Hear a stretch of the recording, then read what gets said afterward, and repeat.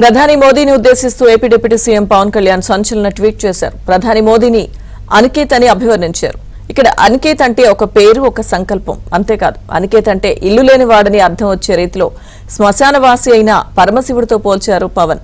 నేడు కశ్మీర్ నుండి కన్యాకుమారి వరకు, కామాఖ్య నుండి ద్వారక వరకు మొత్తం భారతదేశాన్ని తనదిగా భావించిన అసలు శిశులు అనికేత్ మన భారత ప్రధాని అని ప్రశంసల వర్షం కురిపించారు.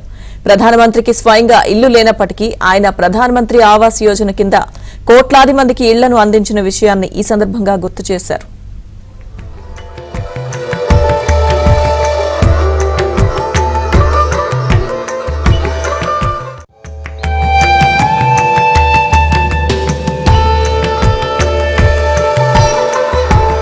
అనికేత్ అంటే ఒక పేరు, ఒక సంకల్పం. అంతేకాదు, అనికేత్ అంటే ఇల్లు లేని వాడని అర్థం వచ్చే రీతిలో శ్మశానవాసి అయిన పరమశివుడితో పోల్చారు పవన్.